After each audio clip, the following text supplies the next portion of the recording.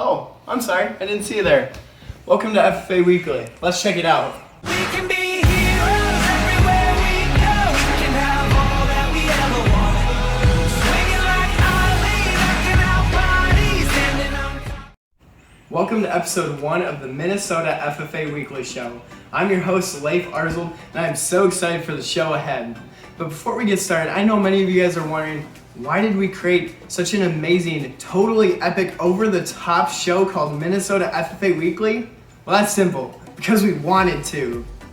And also, we understand that we're in a weird time with things happening, being pulled away from our schools, being torn away from our friends, and yeah, away from our ag programs. We wanted to create something that would brighten your day and make you feel connected to us, the state officers. So sit back, relax, turn up your volume, and let's get started with the episode 1 of Minnesota FFA Weekly. On today's episode, we're going to hear from our state reporter, Britton as she teaches us how to bake something absolutely delicious. Then, we're going to hear from a student from Sleepy Eye FFA Chapter as she talks about how she impacts those around her through her SAE. After that, we're going to hear from our state vice president as he catches us up on our newest memes and weather. And lastly, we're going to talk about how to continue to grow in motivation, how to get motivated in the deep things, and then we'll hear from our executive director of the Minnesota FFA Foundation. That's a lot, so we best get started. Our first segment goes all the way up to Crookston, Minnesota, as we go to Baking with Britton. Hello everybody and welcome to Britton's Baking Show up north. My all-time favorite thing to do when I'm bored is go over to my grandma's house, and the best part about it all is her fresh baked cookies as well as the excessive amount of fresh baked cookies. So today we are going to be making our own grandma's recipe cookies. We're going to make snickerdoodles and chocolate chip cookies. Also, we're going to take a look into the cool chemistry behind baking cookies. And if the darkness arrives in the still of the night, and there's no one. Bakers are basically mad scientists. When you set the pan of cookies in the oven, you're actually setting off a series of chemical reactions. So, before we get to the history behind it more, let's actually mix the cookies and bake them. So now we're going to start first by making our chocolate chip cookies. I already have the flour in here, but we're going to add all the other ingredients. So we have some brown sugar, some pure sugar, and I have our mix of baking soda, cinnamon, salt, and baking powder, which we'll learn more about later. And we're going to kind of give this a shake. We're going to stir this around with a fork just to kind of get this stuff mixed up. We are now going to add our wet ingredients. So this is our mixture of milk and vanilla. And our butter.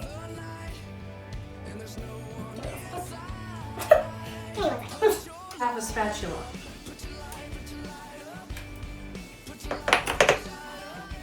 You know what I forgot? The safety precautions. Although I forgot one super important safety precaution, I did wash my hands before I am making all this stuff, and my hair's in a cute ponytail. But the most important part is an apron. So, I'm gonna put this on before we go any further. To finish adding all our wet ingredients, we are going to add our last egg. Wait, I need another egg. Give me 1 second. Just cleaning this up now, and we are going to hand mix in our chocolate chips. It depends on how many chocolate chips you like, but my grandma likes to have a lot. So that's what we're gonna do. So I can see your flame.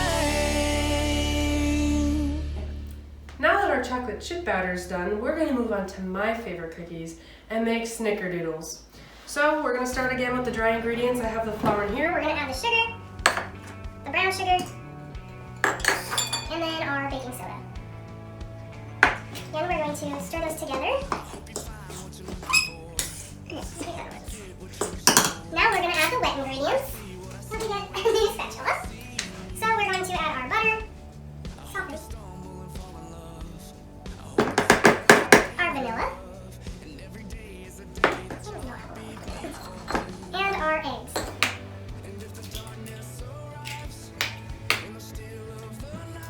Oops.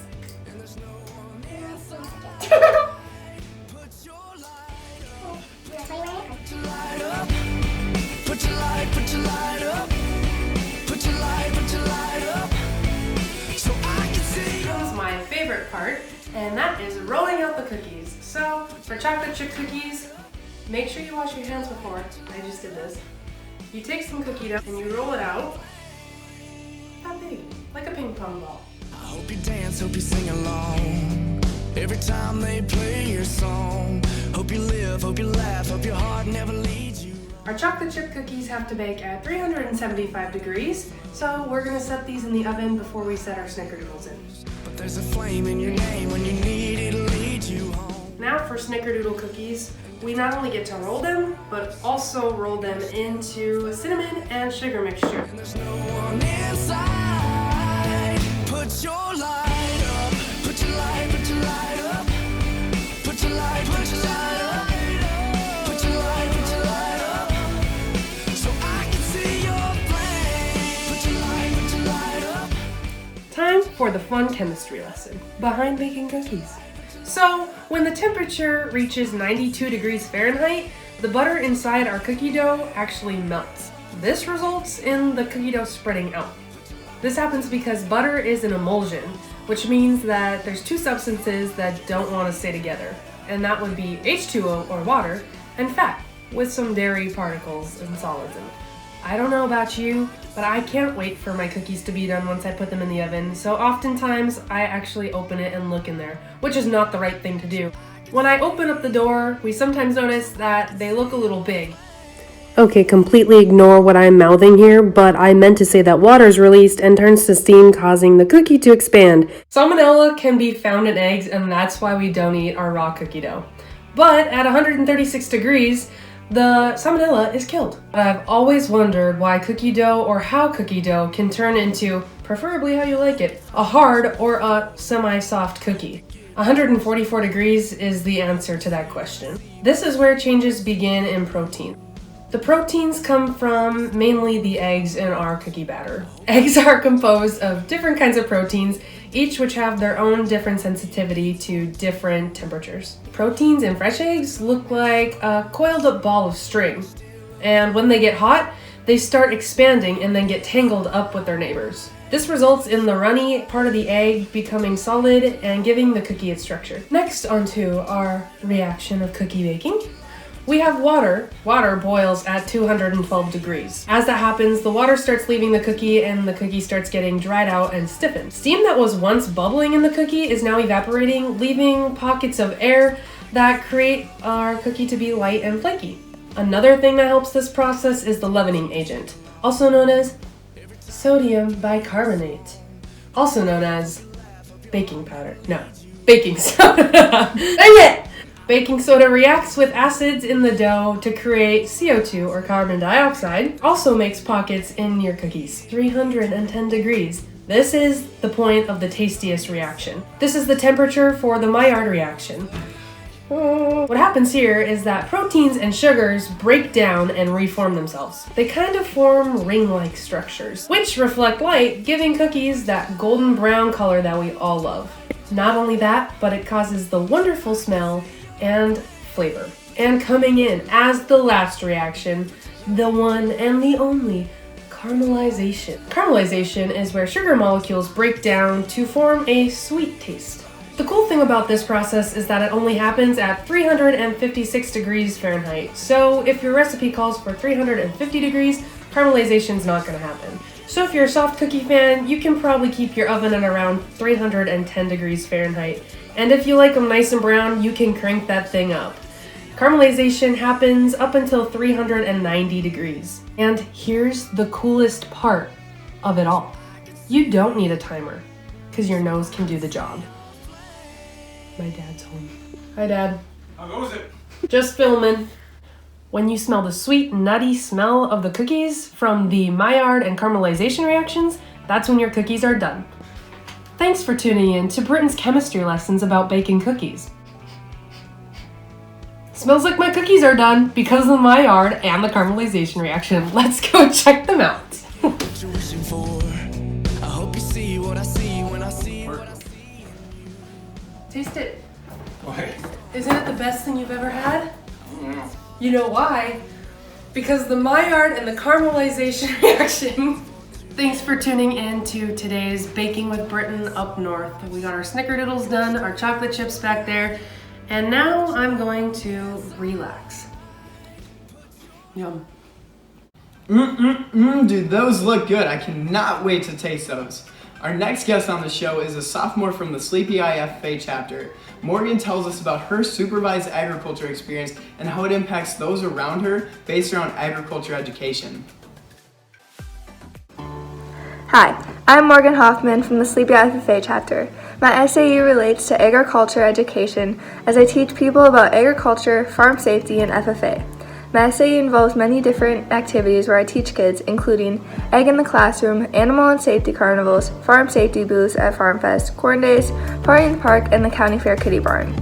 I also participate in my chapter's PALS program, help with Timberland Leadership Camp and junior high FFA events, and assist with shop activities for young 4-H members and my classmates. Other areas of my SAE are attending ag tours to learn more about different areas of agriculture, to teach others, as well as teaching young 4-Hers how to show rabbits and sheep. I have enjoyed using what I know to help others through this SAE. I have many opportunities to do so. I plan to continue this SAE throughout my high school years, and I can teach so many youth about agriculture and farm safety.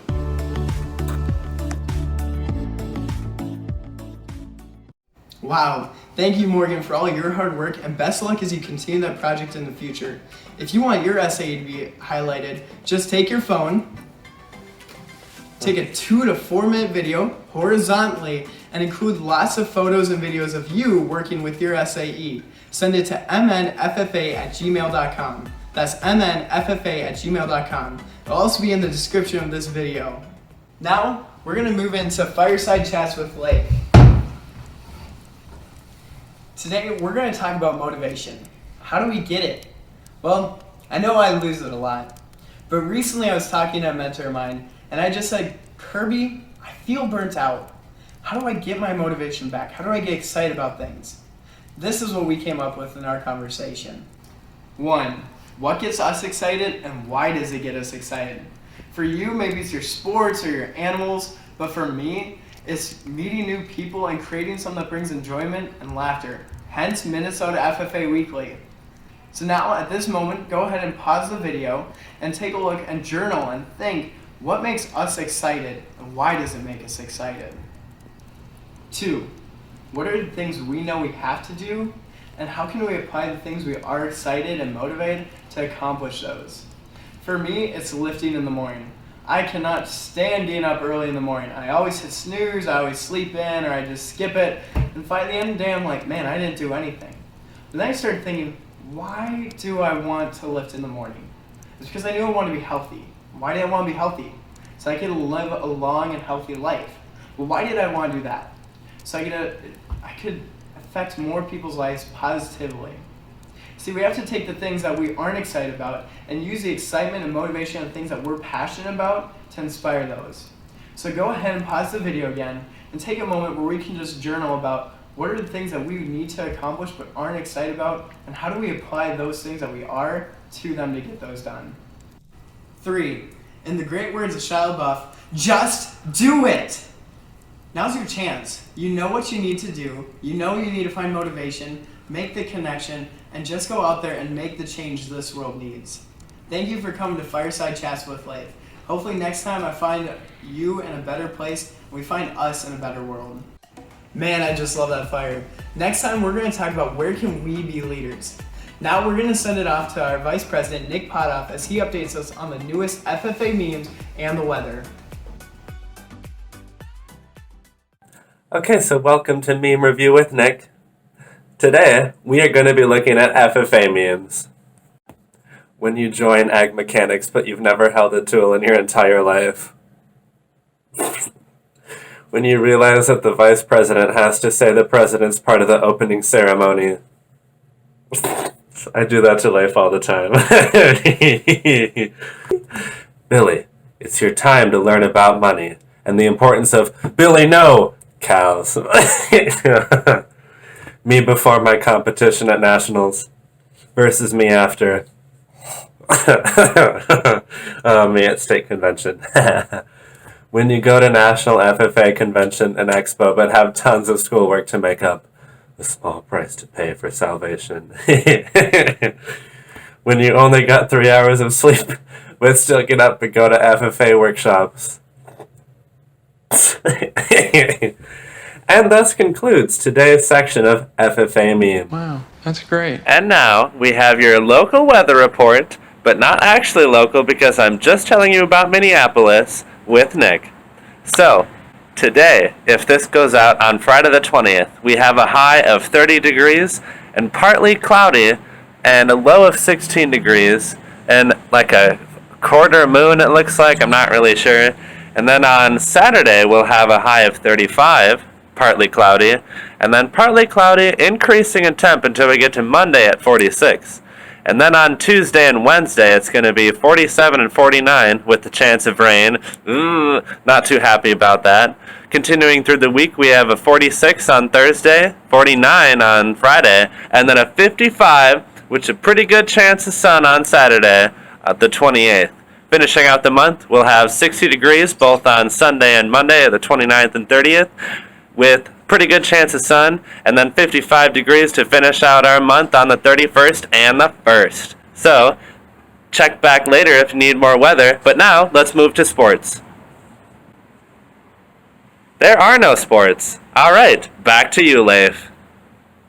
Thanks, Nick. Man, those always crack me up. Now we're going to send it off to the Minnesota FFA Foundation Executive Director, Ms. Val Aarsvold, as she shares a few words with us.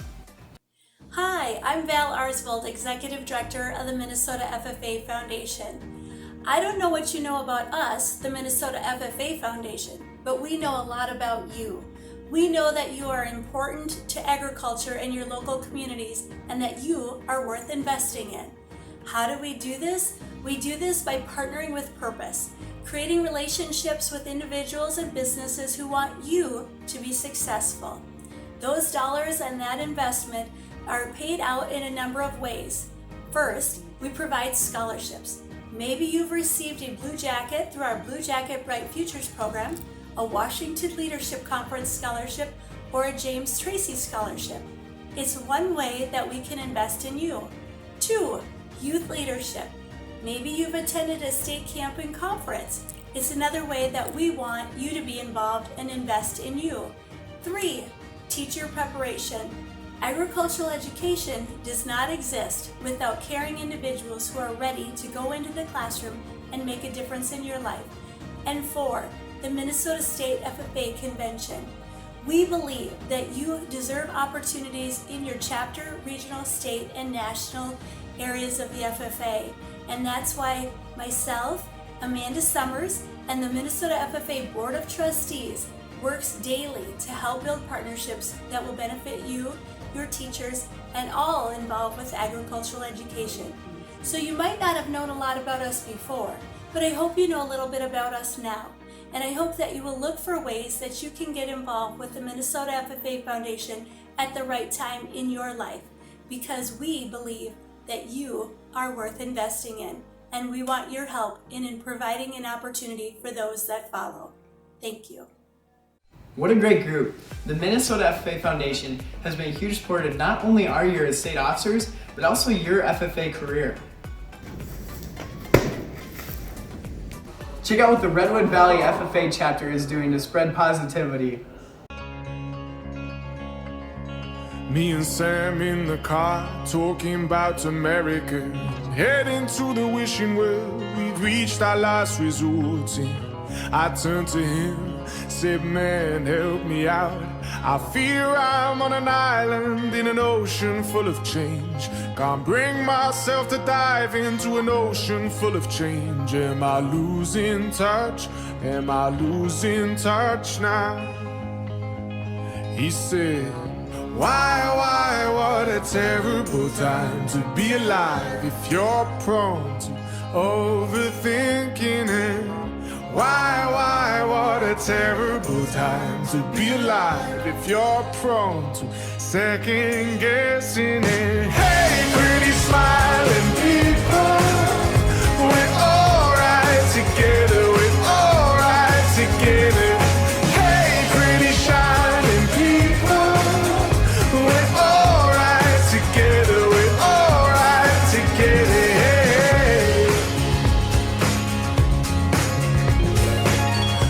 splitting turns to dream about the lottery and what we might have done if we had entered and had won it. We're each convinced that nothing would have changed. But if this were the case, why is it a conversation anyway? Are we losing touch? Are we losing touch now? He said, why, what a terrible time to be alive if you're prone to overthinking it. Why, what a terrible time to be alive if you're prone to second guessing it. Hey, pretty smiling people, we're alright together, we're alright together. Hey, pretty shining people, we're alright together, we're alright together.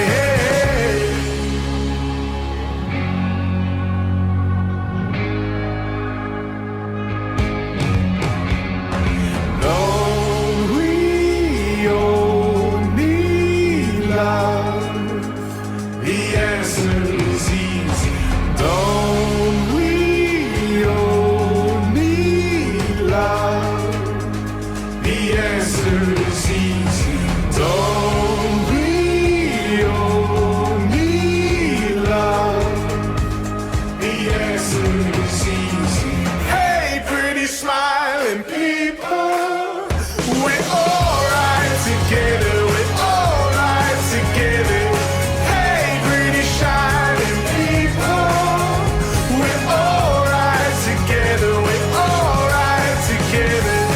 Hey, pretty smiling people, we're alright together, we're alright together.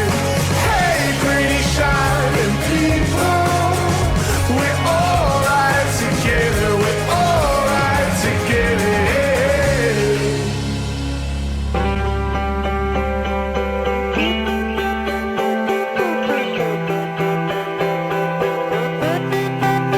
Yeah, just waking up in the morning and to be well. Quite honest with you, I ain't really sleep well. You ever feel like your train of thought's been derailed? That's when you press on, lean in. Half the population just waiting to see me fail. Yeah, right, you better off trying to freeze well. Some of us do it for the females, and others do it for the retail. But I do it for the kids, life through the time we're in on. Every time you fall, it's only making your chin strong. And I'll be in your corner like Mick, baby, till the end. And when you hear a song from that big lady, until the referee rings the bell, until both your eyes start to swell, until the crowd goes home. What we gon' do, y'all? Give 'em scars, turn your heads. Gonna live life till we're dead. Give me scars, give me pain. Then they say of me, say of me, say of me. There goes the fighter. There goes the fighter. Here comes the fighter. That's what they say of me, say of me, say of me. This one's a fighter. And if I could last 30 rounds, there's no reason you should ever have your head down. 6'5", 220 pounds, hailing from rock bottom, Loserville, nothing town. Textbook version of a kid going nowhere fast. And now I'm yelling, kiss my ass. It's gonna take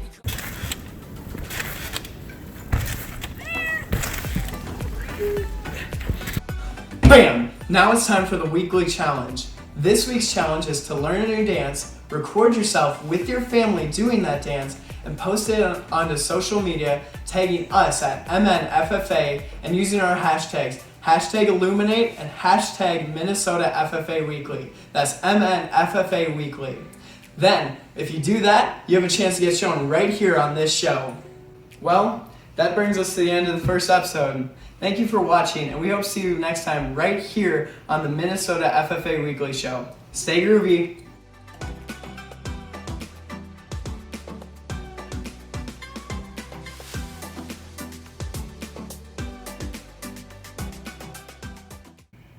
What do you mean the book was upside down? Like the entire time? For the intro?